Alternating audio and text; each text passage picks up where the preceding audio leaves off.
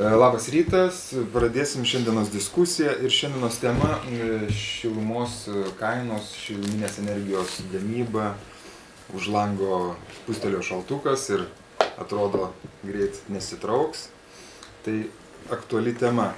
Šiandien leisit pristatyti laidos dalyvių. Šiandien dalyvauja laidoje, šalia manęs sėdi du daugiabučių bendrijų atstovai pirmininkai, Laimonas Bernotas, Jonas Česnavičius. Turime būsto urbanistinės plėtros agentūros atstovę Liną Balčiūnienę. Labadiena. Šildymo sistemų specialistas iš kompanijos Danfoss Justas Rutkauskas. Sveiki. Ir šilumos tiekėjų asociacijos vadovas Vytautas Staniūnas. Dar noriu priminti... Stasiūnas, atsiprašau.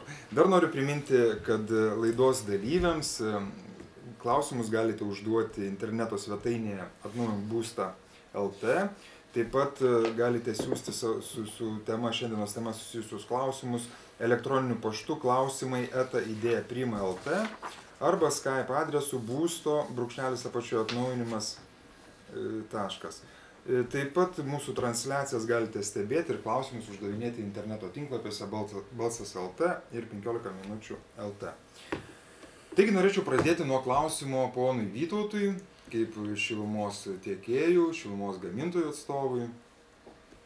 Kaip ta šiluminė centralizuotai tiekiama šiluma, kaip ji yra gaminama, iš ko gaminama, kiek jos pagaminama Lietuvoje, kaip ji patiekiama vartotojams. Tai visais laikais šiluma buvo labai svarbi Lietuvos žmonėms, kadangi mes gyvename daugiau link šiaurės klimatinės zonos. Ir kaip ir visose šitose kraštuose, šildymo sezonas Lietuvoje tęsiasi apie 6 mėnesius ir paskutiniu laikotarpiu, truputį jaučiant atšilimui, tas šildymo sezonas nusistatė, kad jo pradžia būna paprastai apie spalio vidurį, apie spalio 15, ir pabaiga būna kažkur taip pat apie balandžio 15. Tai Lietuvoje 5 pilni šildymo sezono mėnesiai, tai yra lapkritis, gruodis, sausis, vasaris ir kovas, ir 2 mėnesiai po pusę, tai yra spalis ir balandis.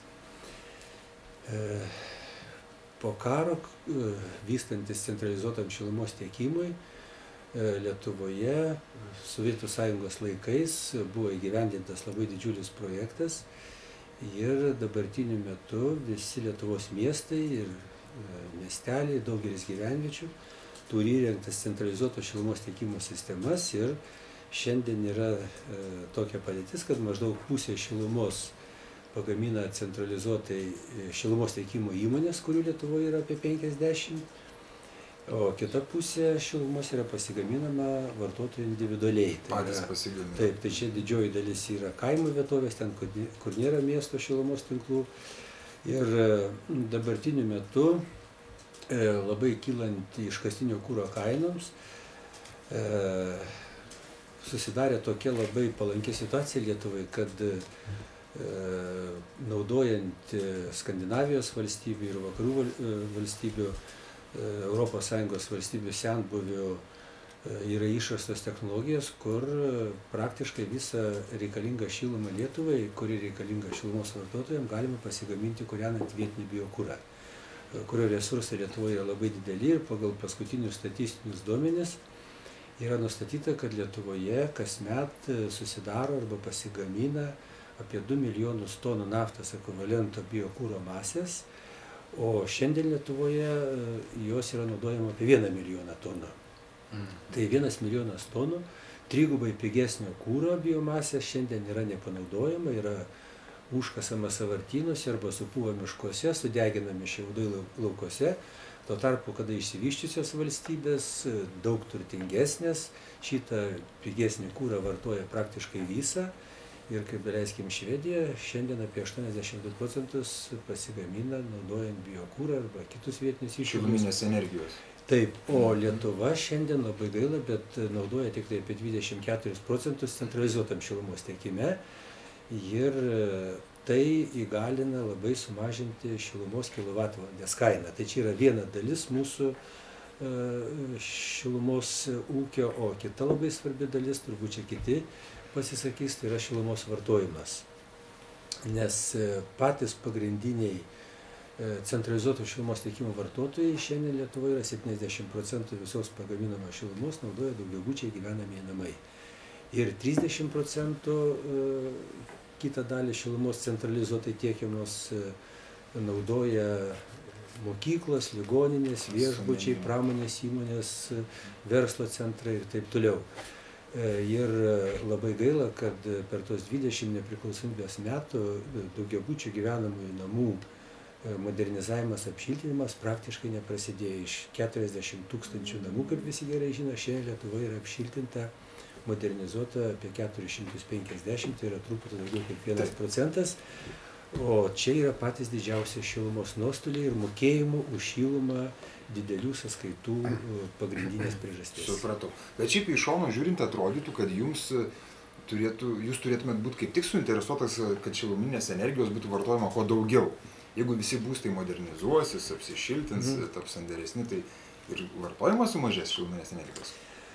Tai centralizuotas šilumos tiekimas yra vienas iš energetikos sektorių, jis yra griežtai reguliuojamas valstybės ir kainas nustato valstybinė kainų energetikos kontrolės komisija kiekvienai šilumos tiekimo įmonei ir pagal skaičiuojama ir perskaičiuojama kiekvieną mėnesį ir tas atliekama vadovaujantis patvirtinta šilumos kainų skaičiavimo metodika ir toj metodikoje yra numatytas straipsnis, kad šilumos tiekimo įmonė negali uždirbti daugiau, parduodama daugiau šilumos, kitaip tariant, kaip jūs sakot, kad būtų suinteresuota kuo daugiau jos parduoti, o atvirkščiai yra nustatyta, kad šilumos kaina paskaičiuojama tam tikram įmonės šilumos kiekiui ir jeigu žiema būna šaltesnė ir šilumos tiekimo įmonė pardavė daugiau šilumos, tai kitiem metam perskaičiuojant bazinę šilumos kainą, tas dydis yra sumažinamas skaičiuojant sekantį metam kainą. Kitaip tariant, yra patvirtinta tvarka, kad šilumos tiekimo įmonės absoliučiai yra nesuinteresuotas dėl didelio šilumos kiekio pardavimo. Dėl didelio šilumos kiekio pardavimo yra suinteresuotos kuro tiekimo bendrovės, kur gyventojai sumokėdami už šilumą šilumos tiekimo įmonėje, ten, kur yra kūrenamas gamtinės dujas, apie 80% gyventojų mokėjimų šilumos tiekimo įmonės iš karto perveda kūro tiekėjams. Nes šilumos kilovatvalandės kainoj, ten, kur šiluma gaminama kūrenant gamtinės dujas, vidutinė šilumos kilovatvalandės kaina yra šį šildymo sezoną apie 31 centą. Tai šilumos tiekimo įmonės dedamoji toj kainai yra tik tai 5 centai, o visa kita šita dalis didžioji eina tiesiai gamtinių dujų tiekėjams. Ir ten, kur šiluma gaminama kūrenant vietinį biokūrą, Lietuvoje jau šiandien yra apie 18 įmonių, kur šilumos gamybai naudojamas praktiškai visas kūras biokūras biomasė. Ir šilumos kilovatvalandės kaina jau yra nebe 31 centas, kaip kur gamtinės dujas, o yra 21 centas vidutinė kaina, kur pati pigiausia kaina tai yra 17 centų, tai jūs galite įsivaizduoti, koks tai didžiulis skirtumas šilumos kilovatvalandės kainos priklausomybė nuo kuro rūšies. Ir dar norėčiau pasakyti, kad tie gyventojai arba vartotojai, kurie gaminasi šilumą individualiai, tai išlaidos šildymui jie skaičiuoja arba matuoja, kiek jie nusipirko kuro. Tie gyventojai, kurie šildosi nuo centralizuoto šilumos tiekimo sistemų, kadangi jie yra atlaisvinti nuo tos labai sunkios prievolės įsigyti kūrą, ten apskaityti ir toliau, šiluma jiem yra patiekiama į pastatus ir jinai yra apskaitoma pastatuose, įvaduose įrengtais šilumos apskaitos prietaisais. Šiluma, skirtingai nuo elektros, dujų, vandens, negali būti tiksliai apskaitoma kiekvienam daugiabučio namo butui arba patalpai, kadangi šilumos negalima sulaikyti iš vienos patalpos į kitą, jinai sklinda, pasiskirsto visame tūryje ir pagal dabar naujai patvirtintą ES direktyvą yra straipsnis, kuris reglamentuoja šilumos apskaitą, kai jinai yra tiekiama nuo centralizuoto šilumos tiekimo sistemos. Taigi šiluma tiksliai gali būti apskaitoma pastato įvade Ir dabartiniu metu nuo šilumos tiekimo sistemų Lietuvoje šiluma yra tiekiama į 30 000 pastatų. Iš jų yra 17 000 daugiabučių namų ir kiekvieno pastato įvade yra įrengti šilumos apskaitos prietaisai. Dalinant šilumos suvartojimą kilovatvalandžių iš apšildomo pastato ploto yra nustatomas, kiek 1 kvadratinis metras suvartoja šilumos. Tai yra rodiklis pastato kokybės, ar pastatas yra sandarus, ar pastatas yra kiauras. Ir tai čia yra indikatorius, kuris parodo, kurie pastatai serga, kuriuos reikia gydyti pirmoje eilėje. Ir kurie pastatai yra ekonomiški ir mažai suvartoja šilumos. Ir šiandien pagal mūsų turimus duomenis šilumos suvartojimas pastatams vienam kvadratiniam metrui skiriasi iki 10 kartų. Lietuvoje, kadangi pastatai yra ir naujai pastatyti, yra apšiltinti, renovuoti, modernizuoti, šilumos nuostoliai aplinka yra maži ir kad palaikyti patalpoje 20 laipsnių temperatūros, užtenka per mėnesį patiekti į pastatą apie 8 kWh kvadratiniam metrui šilumos. Tuo tarpu, kada pastatai yra netvarkingi, su dideliais koridoriais, su palėpėm, kur šiluma patekusi į pastatą tiesiog tiesiai yra atiduodama į aplinką, o žmonės už tai turi mokėti, tai ten vienam kvadratiniam metrui sunaudojama iki 60 kWh šilumos. Jūs įsivaizduojate, 8 kWh ir 60 kWh. Tai tą visą padėtį parodo, tiksliai nustato įvadiniai šilumos apskaitos prietaisai. Sovietų Sąjungos laikais, kai buvo statyti daugiabučiai gyvenamieji namai, dar iš vis nebūdavo šilumos apskaitos prietaisų kaip po tokių pastatams. Būdavo tik tai šilumos apskaitos prietaisai šilumai patiekiamai iš pramonės, iš katilinių į miesto tinklus. O tokių prietaisų šilumos apskaitos nebuvo, kadangi šilumos apskaita, lyginant su kitom energijos rūšim, yra sunkiausiai apskaitoma, tokia kaip energijos rūšis. O dabar, kada įrengti šilumos apskaitos prietaisai, tai galima nustatyti šilumos suvartojimą ir mokėjimams už šilumą gyventojams sąskaitų pateikimą. O koks yra vidutinis Lietuvos vidurkis šiluminės energijos sunaudojimo? Kaip čia būtų galima palyginti, kaip sakė, ligoniniai gydo pagal vidutinę ligonio temperatūrą, nes kiekvienas pastatas yra atskirai, bet nuo centralizuotų šilumos tiekimo sistemų tiekiama šiluma daugiabučiams gyvenamiesiems namams. Didžioji dauguma daugiabučių namų tai yra standartiniai sovietinės statybos, nešiltintas, per mėnesį kvadratiniam metrui suvartoja 25 kWh šilumos. Tai jeigu jūs padauginsite iš 6 mėnesių, tai jūs rasite 150 kWh šilumos per sezoną. Taip? Tuo tarpu, kada ES direktyva, pastatų energetinio naudingumo direktyva reglamentuoja, kad tas suvartojimas turi būti nedidesnis kaip 50 kWh per 6 mėnesius. Taip. Tai jūs įsivaizduojate, kad tie standartiniai namai 3 kartus. Taip.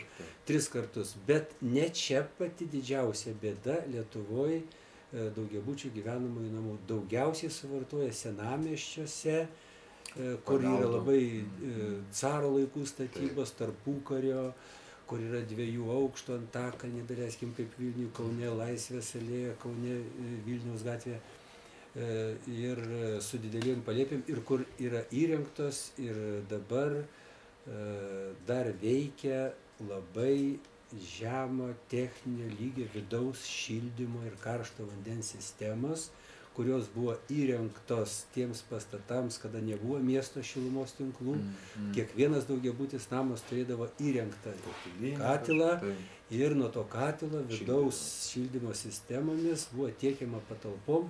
Tai labai gaila ir tuose visuose pastatuose, šiandien daugumoje jų yra tos senos sistemos, kurios yra labai neefektyvios ir kur yra didžiuliai šilumos nuostoliai. Ypatingai, jeigu tai yra viršutinė paskirstymo, palėpėje yra viršutinio paskirstymo kolektorius, iš kurio šiluma yra skirstoma į laiptinių radiatorius. Tie vamzdžiai daugiausiai būna neizoliuoti ir jūs galite pamatyti iš karto, kada sninga, tų namų stogai būna nutirpę.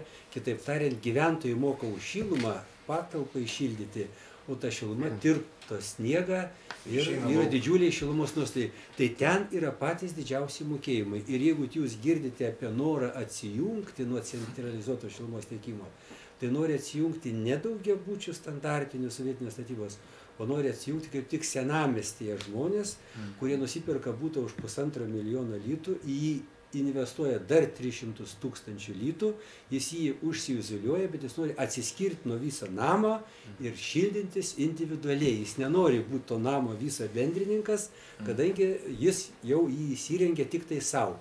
Bet čia yra labai didelė žala daroma, turi būti namai modernizuojami kompleksiškai, visas namas turi būti sutvarkytas.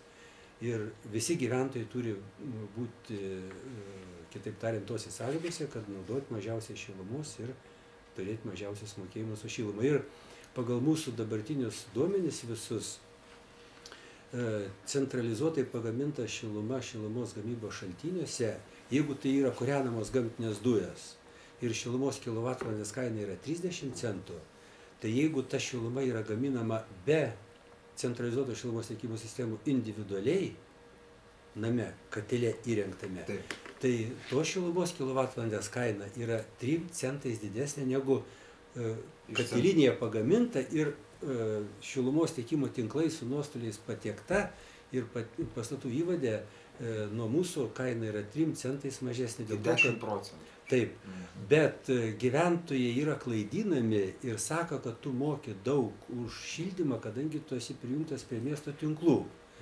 Bet niekas nesako, kad tas gyventojas moka daug ne dėl to, kad jis perka šilumą nuo miesto tinklų, dėl to, kad jisai gyvena nesandariame name. Ir ten pagrindinis yra mokėjimo parametras, kuris apsprendžia jo mokėjimo dydį. Taigi, norint sumažinti gyventojų mokėjimus už šilumą šildymui, reikia mažinti suvartojimo nuostolius, renovuoti daugiabučius namus. Tik tai varža ir sandarus namas gali sulaikyti šilumos nuostolius į aplinką. Joks teisės aktas, ko visi laukia, kad patvirtins naują įstatymą ir gyventojai mokės mažiau. Tai čia yra gyventojų klaidinimas ir stabdymas šilumos nuostolių mažinimą ir namų modernizavimą. Jeigu jūs nuvažiuotumėte į Lenkiją, į Čekiją, į Slovakiją, net į Latviją ir Estiją, jūs jau tokios būklės daugiabučių namų, kokie yra Vilniuje, jau nebepamatytumėt niekur. Nėra valstybės, kur šitas procesas praktiškai nevyktų. Aišku. Dėkui, Vytautai. Turim daugiabučių bendrijų atstovus, pirmininkus. Noriu jų paklausti. Kiek šiluminės energijos sunaudojama jūsų būstuose? Kaip suprantu, jūsų daugiabučiai yra modernizuoti, atnaujinti. Koks yra faktas pas jūs? Pradėkim nuo pono Jono. Faktas toks, kad mes turim ne vieną namą lygiai tokį pat, bet tik vienas iš mūsų namas modernizuotas. Ir jūsų bendrijoje yra keli namai? Ne bendrijoje, o tiesiog kitus, mūsų bendrija vienam name tik tai. Bet yra kaimynai, kuriuos eksploatuoja ūkis ir lygiai tokį pat namai, 9 aukštų, standartiniai blokiniai namai su virš 5000 kvadratinių metrų ploto.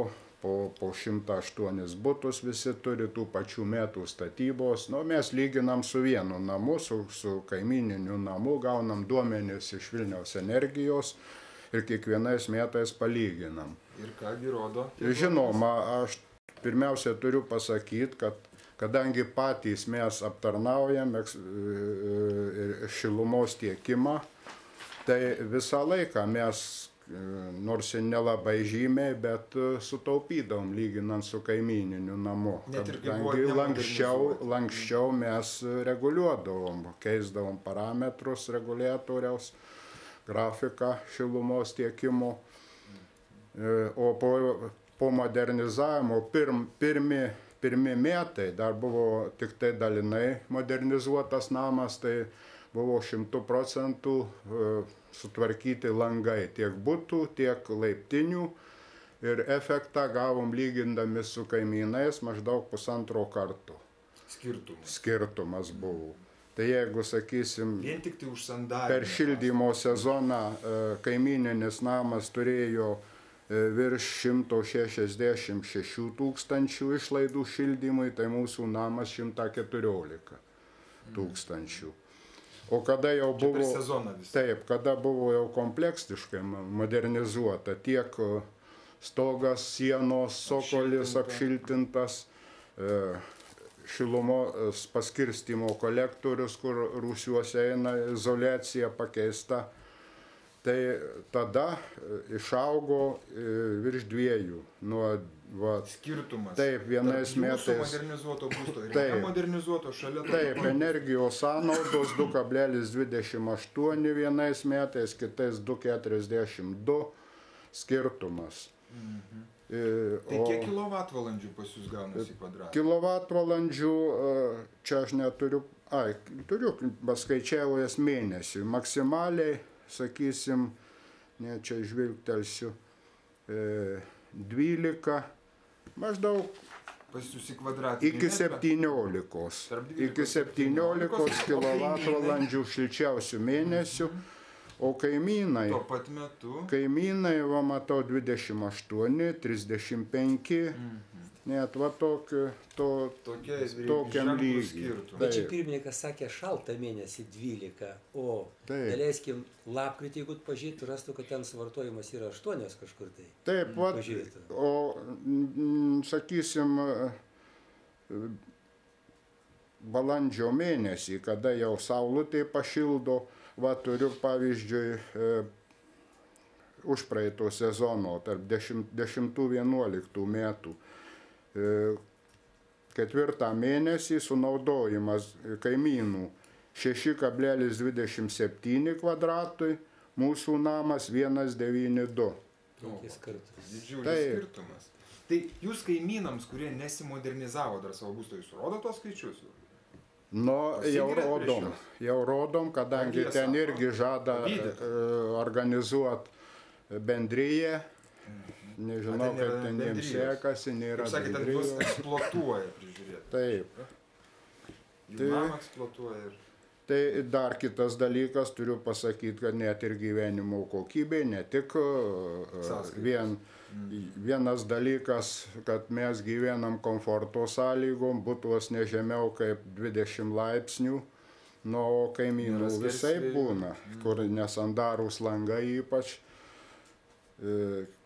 Nu, kitas dalykas dar ir vis tik atsiliepia ir priežiūra.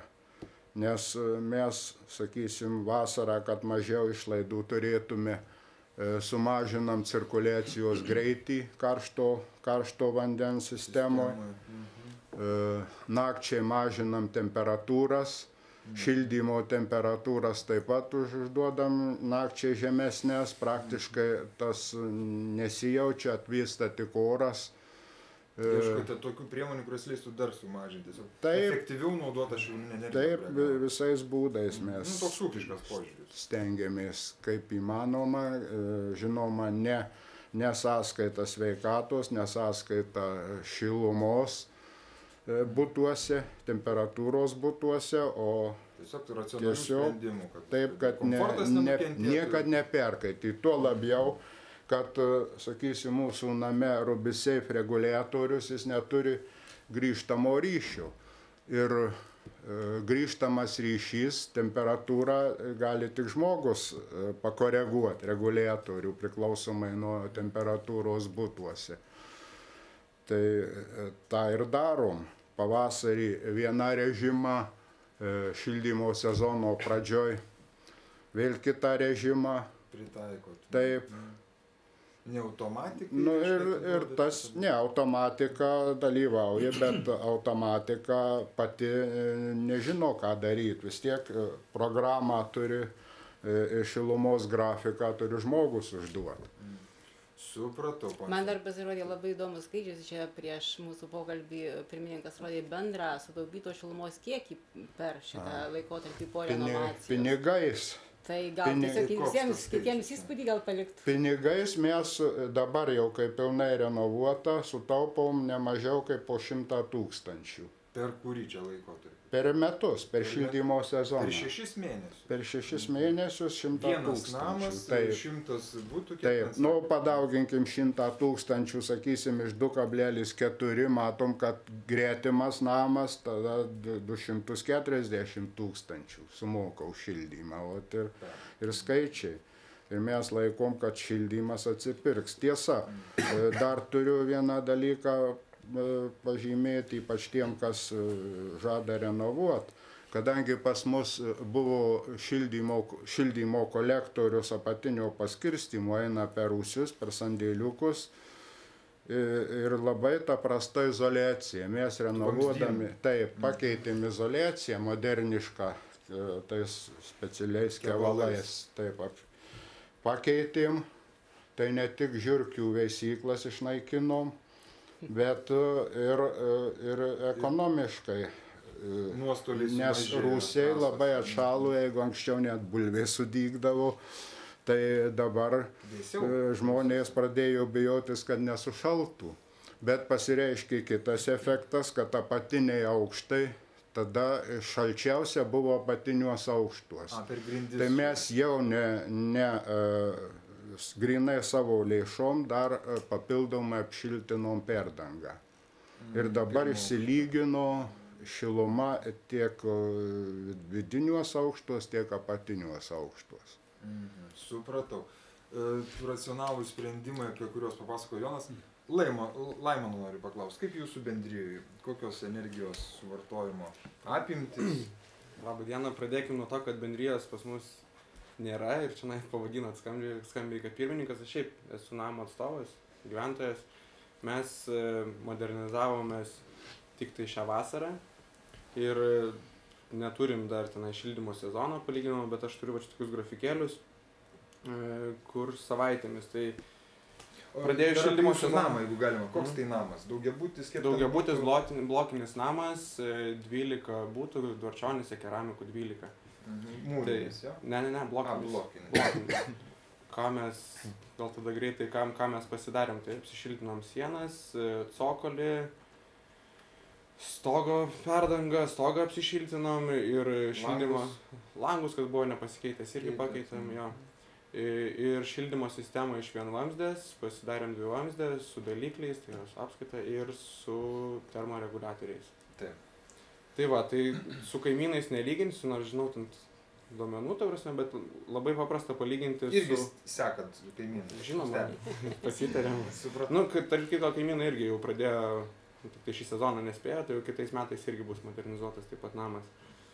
Tai turim tokius duomenis, kas savaitę mes stebim irgi, turim kiek sumažėja šilumos koeficientas, tai yra kilovatvalandės tenkančios kvadratiniam metrui. Tai čia labai greitai, dar nedaug tų savaičių buvo. Tai jeigu pirmą savaitę mes turėjom 43,8% mažesnė, antrą savaitę jau 61,2%. Mažesnė lyginant su praeitais metais čia. Tuo pačiu metu. Ja. Supratau. Ir paskutinę savaitę turim 69,5% mažiau. O kad su tais procentais, apie suvartojimą klausti, tai apie 10 realiai kilovatvalandžių kvadratiniam metrui. Kai buvo praeitą sezoną 35 kažkur 34. Kaip ir ponas Vytautas minėjo, jūs prie tų, kur apie 8. Jo, tai dabar konkretus pavyzdys būtų, vakar kaip tik gavau šildymo sąskaitą už lapkritį, tai turiu 2 sąskaitas modernizavus būstą, tai spalio mėnesį buvo 32 litrai, be gyvatukų ir karšto vandens, čia grinai už šildymą. O lyginant su, išsitraukiau duomenis paskutinių 5 metų nemodernizavus, tai vidurkis buvo spalio mėnesio 108 litai 78 centai. 3 kartus mažesnė sąskaita. Jo, 108 ir 32, tai skirtumas akivaizdus. Dabar imant lapkritį, vakar šviežiai gavau Vilniaus energijos sąskaitą, 86 litai 25 centai. Vakarykštė sąskaita jau Vakarykštė sąskaita modernizuotam už lapkritį, o 5 vėlgi ankstesnių metų nemodernizavus vidurkis yra 225 litai. 225 ir 86, tai grubiai apie 60% taupom. Ir kas labai gerai, kad tas žmogiškas faktorius, kaip ir minėjo kolega, kad reikia reguliuoti tas grafikus, temperatūras, žinoma, jį reikia reguliuoti, bet mes šitą reguliavimą dabar šiek tiek davėm patiems gyventojams, kadangi yra termoreguliatoriai ant kiekvieno radiatoriaus ir nuo to, kiek tu sunaudosi, tiek tu sutaupysi ir taip tu komfortabiliai gyvensi, tai realiai matom ir skirtumą tarp būtų. Mano 2 kambarių būtas, jeigu 86 litrus gavo sąskaitą, yra būtas, kuris gavo 60 litrų. Nu, tai jis reiškia šalčiau gyvena. Tiesiog mažesnė. Tai va šitoj vietoje labai gerai, kad tam, kaip aš vadinu, kolūkiai, vis tiek daugiabutis namas yra daug gyventojų, tu gali kažkiek pats reguliuotis ir pats kaip tu nori, tau šalčiau, nebereikia langų atsidarinėti, nes jeigu visiems reikia labai karšta, kad būtų, man pavyzdžiui, per karštą būdavo atsidarydavo langą ir kaimynai skųsdavos, kodėl tu išleidai mūsų šilumą, nes, iš bendro katilo visi mokėdavom seniau. Bet jūsų tuo kaimynu, kuris moka mažiau šilumą ir mažiau sunaudoja šiluminės energijas, jūs per savo sieną jį turbūt pašildot? Ar nėra čia? Žinokit, šitoj vietoj, kai toksai skirtumas yra, tai aš labai abejoju, tiesiog gal jisai šalčiau gyvena, nes Truputį praeina, bet kažkiek pašildai, taip, jeigu jisai visiškai užsisuks, mes esam dabar su Adamfos atstovu šnekėjom, termoreguliatorius pasistatė, kur yra žvaigždutė, tai yra, ką žvaigždutė reiškia? Gal paprašykime specialisto šildymo sistemų, jūs šitoje vietoje paaiškinkit mums apie tas šildymo sistemų reguliavimo ypatybės. Ką mes rekomenduojame, tai jeigu daugiabutyje yra dalykinė sistema apskaitos, termostatas turėtų būti nuo 16 laipsnių. Tai yra nuo antros padėties. Žvaigždutė reiškia 5 laipsniai patalpos temperatūros. Plius 5. Taip. Tai jeigu žmogus yra užsisukęs ant žvaigždutės, kad jo temperatūra patalpos kada nors nukris iki 5 laipsnių, yra mažai tikėti. Čia kaip šaldytuvė. Jo radiatorius yra visą laiką neveikiantis, uždarytas kaip su kraniuku paprasčiausiai. Tai tiek iš tikrųjų, jeigu yra apskaita nuo 16 laipsnių, tada mažiname tą įtaką, kad viduriniai butai užsisukinės. Maksimaliai užsisuks iki plius 5. Ir iš kaimynų tą, reiškia, šiluminę energiją per sienas, per atitvaras, kaip sakyt. Namas bendra visuma suvartos tiek pat, nei daugiau, nei mažiau. Tiesiog išsilygins ta šiluma tarp butų. Taip, bus mažiau problemų tiesiog bendravimo, tų pykčių, kad va, tas kaimynas ten suvartoja daugiau ar tas mažiau užsisukinėja. Tai iš tikrųjų tik tiek. O modernizuodami būstus savo ir keisdami tas šildymo sistemas, žmonės kokius dažniau renkasi reguliatorius? Tie, kurie su žvaigždute iki 5 plius galima... Šiais metais gal iš visų renovuotų daugiabučių su žvaigždutėm, sakyčiau, pasirinko tik 20% daugiabučių. Mažiau. Tiesiog... O kodėl vis dėlto jie jos renkasi? Dėl nežinojimo. Kaina yra... Pačių termostatų kainos yra tos pačios, skiriasi kodukas, jie yra identiški. Vienas dalykas skiriasi, nėra žvaigždutės ir vieneto markiruotis. Tai yra, žmogus supranta, kad 2 tai yra mažiausiai. Ir viskas. Tai jūs rekomenduotumėt bendrijoms, žmonėms, kurie modernizuoja būstus, kad rinkdamiesi reguliatorius, jie pasirinktų kokį? Nuo 16 laipsnių. Nuo 16 laipsnių. Taip, nes tokiu būdu... 20%, žinokit, buvo taip, kad tiesiog mažesni miestai, mes fiziškai nespėjom visiems tą žinią pranešti, kad yra tokie termostatai. Tai paprasčiausiai dėl nežinojimo tiesiog šildymas tai šildymas, dedam termostatas tai termostatas ir viskas. Atsiprašau, čia gal ne gyventojai renkasi ir ne gyventojams šitą reikėtų akcentuoti, projektuotojams iš tikrųjų, nes gyventojas, su visais gyventojais projektuotojas neina ir jų apklausos nedaro, kokių tu nori reguliatorių. Arba tai projektavimo sąlygas reikėtų įtraukti, arba jau tai reikėtų pranešti tą žinią projektuotojams, kurie techninė projekte jau net numatyta termostatų, reiškia, nuo 16 laipsnių. Taip, tą charakteristiką numatyti ir... Supratau, labai įdomus ir svarbus aspektas. Noriu grįžti prie pono Vytauto. Jūs minėjot, kad Europinėmis direktyvomis yra numatytas tas šiluminės energijos tolygus pasiskirstimas tarp būstų viduj pastato. Kokios šitoj vietoj numatomos pokyčiai arba reikalavimai nauji? Tai, kaip aš minėjau, kad tiekiant šilumą nuo centralizuoto šilumos tiekimo sistemų, šiluma ir direktyva dabartinė naujai patvirtinta, kuri įsigaliojo jau ir atspausdinta oficialiam žurnale, vadinasi energijos efektyvumo direktyva, yra atskiras straipsnis, kuris reglamentuoja šilumos kaip po tokios energijos rūšies tiekimo nuo centralizuoto šilumos tiekimo apskaitą įvaduose ir taip pat direktyva reglamentuoja, kad jeigu tai yra daugiabutis namas, Tai kiekvienas daugiabučio namo butas turi turėti šilumos apskaitos prietaisą. Jeigu nėra techninių galimybių įrengti šilumos apskaitos prietaisą, taip kaip dabar Lietuvoje yra, kadangi vidaus šildymo sistemas yra tokios suprojektuotos ir įrengtos, kad ten negalima pastatyti dar, tai tada reglamentuota, kad ant kiekvieno radiatoriaus turi būti įrengti dalikliai. Tie vadinami termostatai, Taip, ne, dalikliai, kaip po indikatoriai. Taip. Ne skaitikliai, bet dalikliai, pagal kuriuos irgi nustatoma, kiek tas butas suvartoja šilumos.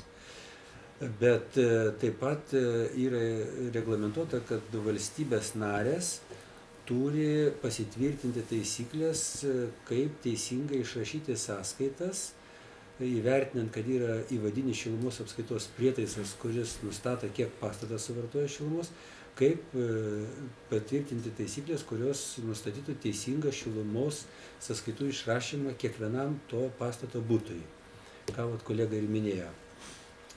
Tai noriu pasakyti, kad Lietuvoje jau 1997 metais buvo priimtas vyriausybės nutarimas, kuris įpareigoja šilumos tiekimo įmonės kiekvieno pastato įvade įrengti šilumos apskaitos prietaisus. Tai tie šilumos apskaitos prietaisai, kaip sakiau, Lietuvoje jau yra įrengti.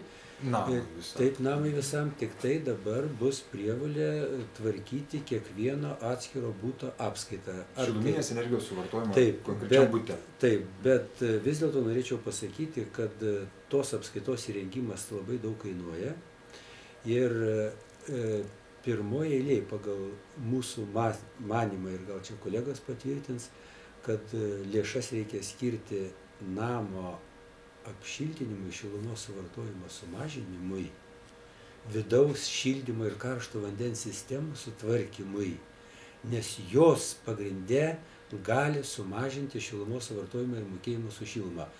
Ir lygiagrečiai tvarkyti apskaitą. Bet negalima nešiltintam name, nesutvarkytųsi vidaus šildymo ir karšto vandens sistemos investuoti į apskaitą. Ir baisėtis. Tik tai matysi faktą, tikrą, kad tikrai daug vartoju, bet nieko tas negalės pagelbėti. Taip. Tai žodžiu, taip kaip yra numatyta mūsų Lietuvos Respublikos vyriausybei patvirtintoje programai, daugiabučių namų modernizavimo programa. Tik tai labai gaila, kad jinai labai silpnai juda. Ir čia Vis greičiau ir greičiau.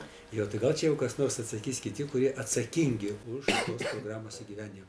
Mes kaip šilumos tiekėjai suinteresuoti, kad mūsų vartotojai būtų patenkinti, kad išlaidos būtų šildymui mažas ir pagal skandinavų modelį, kuo labiau patenkinti mūsų tiekiamą šilumą, tuo daugiau jungiasi vartotojų, tuo sistema bendra miesto gaunasi efektyvesnė ir šilumos kainos gaunasi mažesnės. Supratau. Šildymo sistemų specialisto jūs to noriu paklausti. Ponas Vytautas minėjo apie šiluminės energijos suvartojimo apskaitą butuose.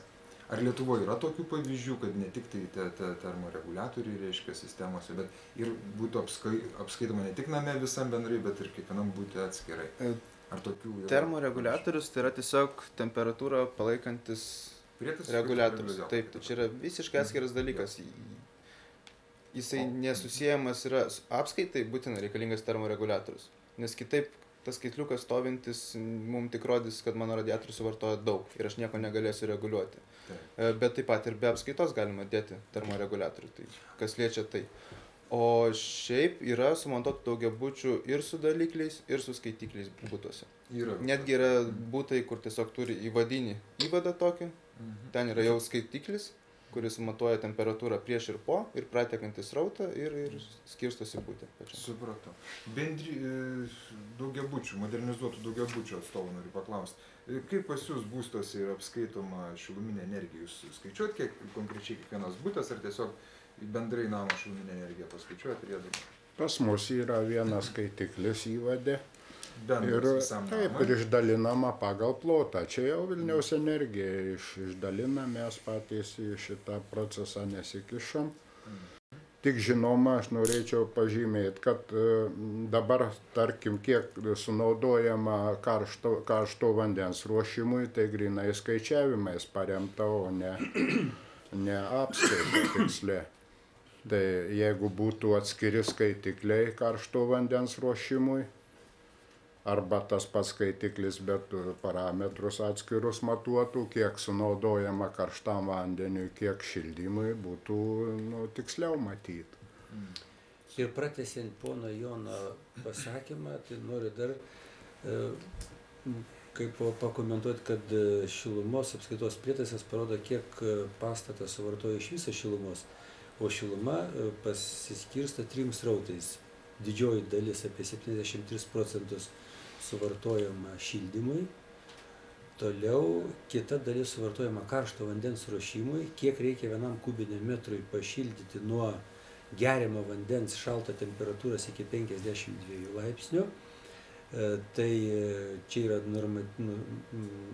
nustatyta, kad vienam kubiniam metrui reikia 51 kWh šilumos.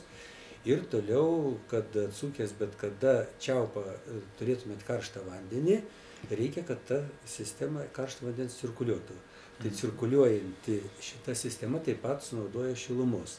Ir ant kiek tos sistemas yra gerai sutvarkytos, ant kiek jos yra izoliuotos ir ant kiek nustatyti tokie srautai, kokie reikalingi minimaliam ekonomiškam tos sistemos darbui, ant tiek yra mažesnis šilumos suvartojimas to karšto vandens temperatūros palaikymai.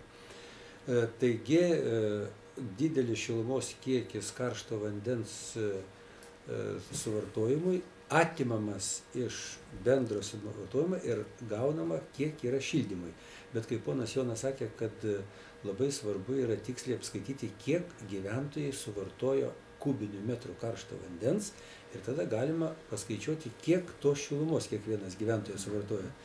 Ir čia yra dar vienas labai svarbus toks klausimas Lietuvoje, kadangi sąskaitos išrašomas kiekvieną mėnesį, įvadinį prietaisą tai lengva nuskaityti vienam namui, bet jums reikia gauti duomenys visų butų, kiek jie suvartoja karšto vandens. Pagal dabartinę sistemą gyventojai deklaruoja patys. Vienas anksčiau užrašė, kitas vėliau, vienas išvažiavo, kitas į priekį užrašė ir čia gaunasi tas nesutapimas. Norint tiksliai turėti apskaitą ir teisingai išrašyti sąskaitas, reikia turėti nuotolinę duomenų nuskaitimo sistemą. Vilniuje yra 200 daugiabučių namų, kurie turi ir nuo įvadinio šilumos apskaitos prietaiso, ir nuo kiekvieno karšto vandens skaitiklio. Ir vienu metu yra nuimami parodymai su skaičiais po kablelio ir tada jau tiksliai yra nustatoma, kiek tas būtas suvartoja karšto vandens, kiek jis suvartoja šilumos, kad kiekvienas teisingai atsiskaitytų. Už konkretų mėnesį. Taip, tai čia yra dar vienas labai toks svarbus momentas, ką reikia įgyvendinti. Įrengiate apskaitą, įrengti ir nuotolinę nuskaitimo sistemą. Supratau. O kaip kitose šalyse, ES šalyse sprendžiamas tas klausimas, kad apskaitimas karšto vandens yra už šį mėnesį, tik po mėnesio bus aišku, o reikia mokėti kaip ir. Taip, tai norėčiau pasakyti, kad ES valstybėse Lietuva yra vienintelė, kur, kaip ponas Jonas pasakė, kad šilumos teikimo įmonės yra įpareigotos, nebūdamas atsakingos už pastato vidaus šildymo ir karšto vandens sistemas, tiksliai išrašyti sąskaitas kiekvienam būtui pagal įvadinio šilumos apskaitos prietaiso parodymus. Visos ES valstybėse šilumos teikimo įmonės yra atsakingos už šilumos pagaminimą ir jos patekimą tinklais iki pastatų įvadų. Ir čia jau šilumos tiekimo įmonės atsakomybės riba baigėsi. Toliau visos ES valstybėse yra visos kitos įmonės, kurios užsiima šitą veiklą, perka šilumą nuo centralizuotų šilumos tiekimo sistemų ir jau su gyventojais atsiskaita, ją parduoda, paskirsta, išdalina. Ir ten yra įvairios atsiskaitimo sistemos. Bet kaip dabar direktyva yra patvirtinta visai ES ir valstybės narės turės perkelti jos reikalavimus į savo teisės aktus, tai tas klausimas, kiek suprantame, bus jau maždaug sureglamentuotas vienodai visos ES šalyse. Bet pagrindinis tikslas yra, kad būtų tiksliai apskaitoma ir kad kiekvienas vartotojas mokėtų tiek, kiek jisai suvartoja. Realiai. Supratau. Pereikim prie klausimų. Matau, elektroniniu paštu jau jie pradėjo mums keliauti. Klausimas. Norėčiau sužinoti, tai vis dėlto kam priklauso šiluminis mazgas esantis daugiabutyje? toks klausimas. Kas galėtų jį atsakyti? Kam priklauso šiluminis mazgas daugiabutį? Bendrai galėčiau atsakyti, kad Lietuvoje daugiabučiuose namuose įrengti automatiniai šilumos punktai yra pasiskirsti maždaug per pusę. Pusė yra įrengusi šilumos tiekimo įmonės už savo lėšas, gavę gyventojų sutikimą. Pusė šilumos punktų yra įsirengę gyventojai patys. Tai reiškia, pusė priklauso šilumos tiekimo įmonė, pusė gyventojai įsirengia patys. Supratau. Kaip pas jūs bendrijose, kam priklauso? Priklauso mum dabar. Priklausė, kaip sakyti, jeigu taip jau visiškai, tai Vilniaus miesto savivaldybė, jos padaliniui Vilniaus šilumos tinklai. Juridiškai. Taip. Ir kada buvo skirtumas kainų nuo priklausomybės, mes nusprendėm išpirkti. Ir išpirkom, bet likom lyg ir iš dalies apgauti, nes dabar kainos suvienodintos, nepriklausomai nuo priklausomybės. O mes išpirkom už likutinę vertę, palyginti nebrangiai, paskaičiavom, kad per porą metų mums turėtų atsipirkti šilumos punktas, bet dabar užsikrovėm savo rūpestys, nes reikia turėti ir šilumokaitį atsarginį šilumos gamybai ir siurblį cirkuliacinį atsarginį. Dėl karšto vandens ne tragedija, bet jeigu sugestų vienas iš šitų dalykų per šalčius, tai ir nepavyktų skubiai įsigyti nauja, tai gali būti tragedija. Tai mes ir ruošiamės, turim pinigėlių irgi susitaupę ir manau, kad įgaliotinių susirinkimas pritars ir įsigysim. Vis tiek anksčiau ar vėliau to reikės. Tai jūs turite šiluminį mazgą savo nuosavybėj, patys? Visiškai mūsų nuosavybėj. Taip. Bet nemanot, kad jeigu tas mazgas būtų prižiūrimas specialistų ir priklausytų kažkokiai tai įmoniai? Žinot, specialistai mes patys turim specialistus.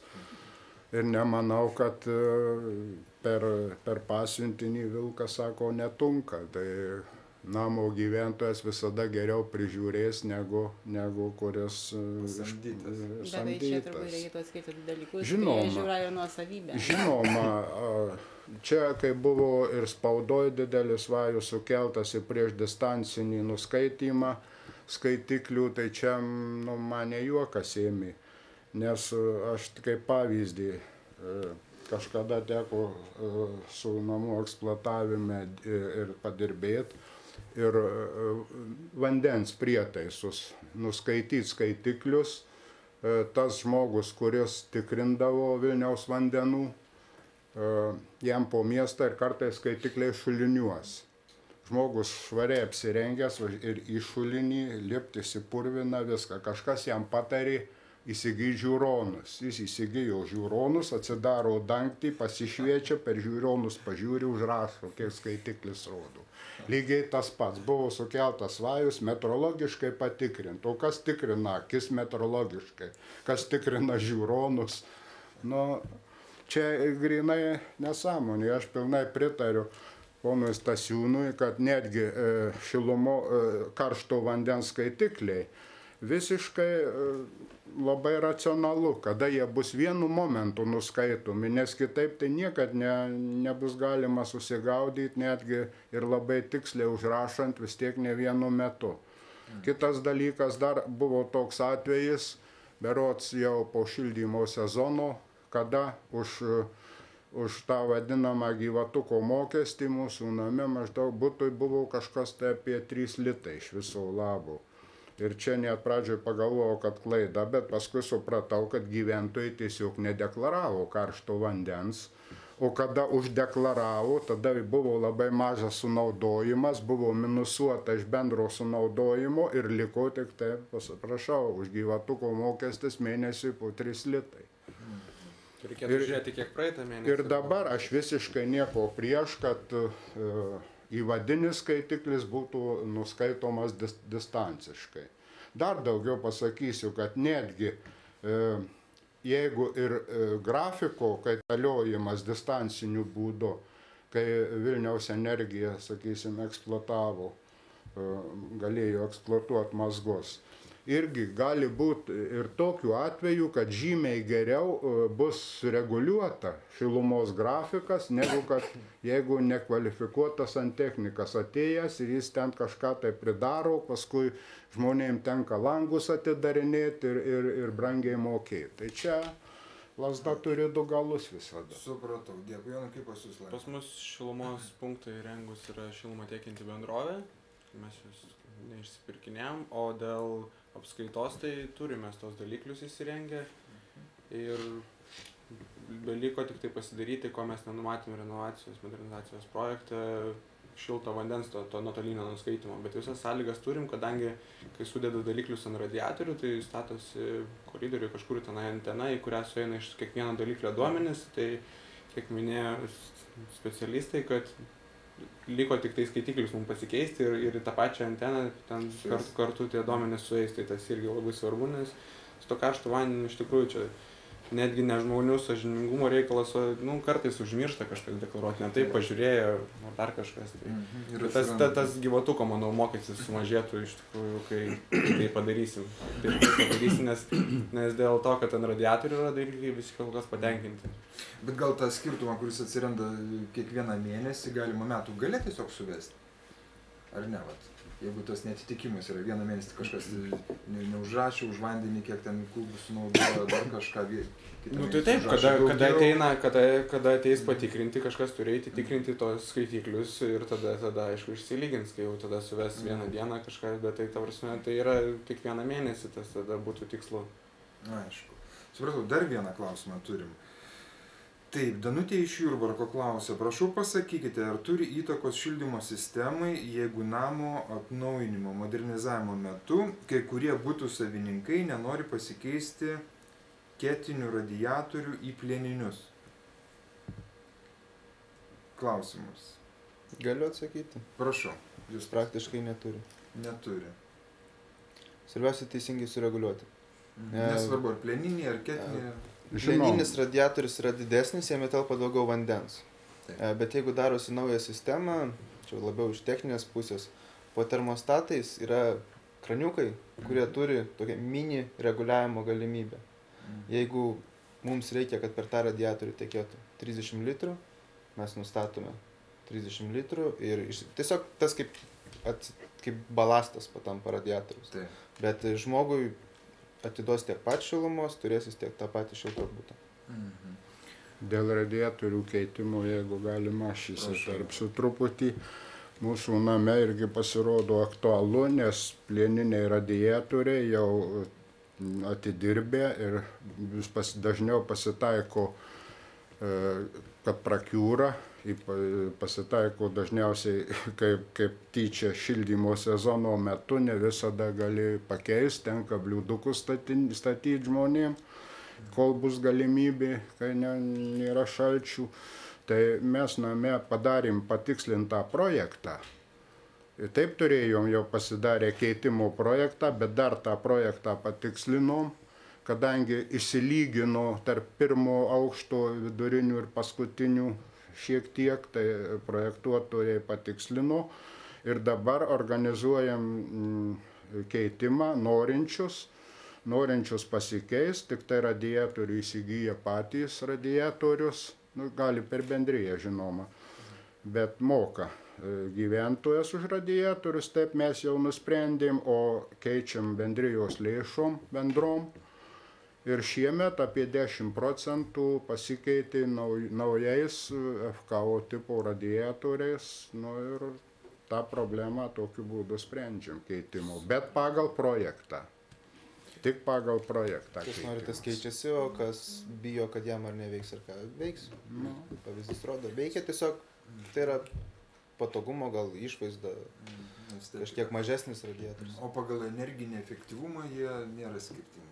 Abu radiatoriai atiduoda šilumą, ar tai bus senas radiatorius 1 kW galingumo, ar naujas radiatorius 1 kW galingumo. Jeigu jam bus tiekiamas ir ten tos pačios temperatūros kaip pagal projektą, tai tas pats 1 kW ir čia. Supratau. Kągi, laida atėjo į pabaigą. noriu gal dar paprašysiu Vytautą reziumuoti šiandienos mūsų diskusiją. Ką galėtumėt pasakyti bendrijų atstovams, žmonėms, kurie ruošiasi, rengiasi modernizuoti savo būstus, į ką atkreipti dėmesį, svarstant šiluminių sistemų modernizavimą kaip visos pastato modernizacijos dalį. Tai aš pirmiausia norėčiau padėkoti Tamstui už tai, kad jūs pakvietėte į šią laidą bendrijų atstovus, kurie patenkinti mūsų tiekiamą šilumą ir kurie supranta, kad išlaidų mažinimas tai yra pačio namo sutvarkymas. Apšiltinimas ir tie visi pateikti duomenys tikrai rodo tą visą tikrą padėtį. Bet labai gaila, kad dabartiniu metu Lietuvoje skelbiama labai daug dezinformacijos ir žmonės yra klaidinami. Ir dabar tas bendrijų pirmininkų pasisakymas tikrai turėtų kaip paakinti visus gyventojus, kurie gyvena nešiltintose namuose, kad reikia tą atkreipti dėmesį ir kad tai iš tikro yra tas klausimas sprendimas, kaip reikia mažinti mokėjimus už šildymą.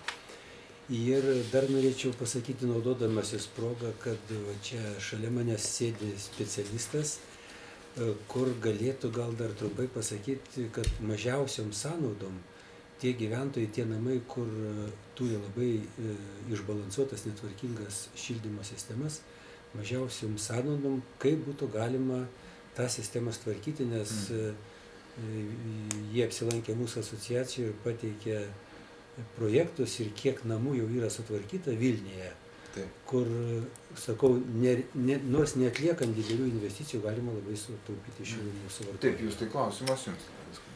Tai kaip ir yra 4 būdai, kaip galima renovuoti šildymo sistemas. Pats pirmas būdas tai yra palikti tą pačią vienvamzdę sistemą, palikti senus radiatorius, sudėti termoreguliatorius ir subalansuoti rūsyje. Dabar gal dauguma pirmininkų pradėjo pirmą žingsnį tai dėti balansinius rūsyje. Tai jeigu namas ilgas, jam davė iš karto labai didelį efektą, nuo vidurinių būtų nuo 25 laipsnių nukrito iki 20, kampai pradėjo šilti. Bet kai mes subalansuojame rūsy stovus, išlyginame, visa neteisybė ir būdavo seniau. Namas viena pusė per karšta, kita pusė šalta. Vanduo teka kaip jisai nori. Išlyginame tuos vandens kiekius, bet problema yra per 20 metų visi. Vienas įsidėjo naują radiatorių, kitas įsidėjo daugiau sekcijų, trečias pajungimą kažkaip tais pakoregavo netinkamai, tai termoreguliatorius prie radiatorių. Dabar Molėtuose surenovavo 3 daugiabučiai, tad paliko tas pačias sistemas, paprasčiausia pinigų pritruko, ką galit pasiūlyti. Sakom, yra toks sprendimas, jis yra pigesnis. Gerai. Efektyvumas klausia, koks yra namas, tas pats 55% sutaupė. Tai efektyvumas praktiškai tas pats. Aha, gerai. Susidėjo reguliatorius, susidėjo balansinius, skambina būtų ūkis po kokių, 2 savaičių namo paleidimo. Žmonės skundžiasi, radiatoriai nešyla. Žmonės paprasčiausiai nesupranta, kaip veikia pats termoreguliatorius. Jie klausia, jie sako, man radiatorius nešyla, blogai, sistema neveikia. Tada mes paklausim, o kiek patalpoje temperatūros? 21. Tai viskas tvarkoja, veikia, šilta, bet radiatorius tai nešyla, sako. Sako, vakare šiek tiek pradeda šilti. Tai parodo, kiek tuo metu iš tikrųjų reikia žmogui šilumos ir kiek jeigu tas radiatorius paprasčiausiai visą dieną jam šilto, tai daugiau pinigų reikėtų mokėti. Tai arba iš 15 sekcijų šyla 5 sekcijos. Kodėl taip yra? Todėl, kad tų 5 sekcijų užtenka, kad namie būtų šilta. Aš tokiems sakau, užsidėkit ledo gabalą ant termoreguliatoriaus ir palaukit truputį ir pradeda šilti. Sakau, veikia. Vakar su vienu pirmininku irgi bendravom, tai sako, užsidėkit užšaldytą vištą, bet sako, radiatorius pradėjo šilti. Veikia, tada veikia. Arba langą prasidarykit. Nes žmonėm trūksta informacijos, projektuose nenumatyta, kam tie termoreguliatoriai, kam jie reikalingi. Netgi tie, kurie turi jau, vis tiek jie sunkiai supranta, kaip jisai veikia. Negi jis pats automatiškai man uždarys radiatorių, kai pas mane patalpoje šilta. Jei išnaudokime saulę, išnaudokime savo šilumą, visų buitinės technikos. Užtenka. Žmonės skundžiasi, kad virtojai pradėjo kažką tai skepti ir jų radiatorius šalo. Kaip blogai. Džiaugtis reikia. Tai reikia džiaugtis. Tai tas yra palikti pačią vienvamzdę sistemą, sudėti termoreguliatorius ir subalansuoti sistemą. Tai čia pats paprasčiausias, greičiausiai atliekamas darbas, rezultatą gaunant tą patį. Bet tai gali atlikti specialistai. Be abejo. Tie įvertina sistemą, esamą būklę, yra padaromas projektas, pasiūloma, ką reikia padaryti, kiek tai kainuoja ir parodo, kad tas tikrai atsiperka. Be abejo, nes bet kokią įrangą galim dėti, brangią įrangą, pigią įrangą, bet jeigu mes jos nereguliuosime, su ja nieko nedarysime, jinai gali dar paprastinti. O dauguma pirmininkų sako, oi, tai balansavimai nieko Lietuvoje neduos. Balansavo, tai paklausiau, kur dokumentas, kur yra įrodyta, kur kaip buvo, kas subalansuota, su parašais, patvirtinta, kad balansavimas buvo atliktas. Neturim. Tai balansavimą negalima, ten irgi balansinis pagal vamzdžių diametrus parinkinėti. Viskas turi būti atliekama tiksliai, tik tada tai duoda efektą. Kuo tiksliau mes sistemą sureguliuosime, tuo jinai bus efektyvesnė. Supratau. Tai kągi, dėkui visiems diskusijos dalyviams, dėkoju už pasisakymus, už patarimus ir iki kitų susitikimų. Dėkui.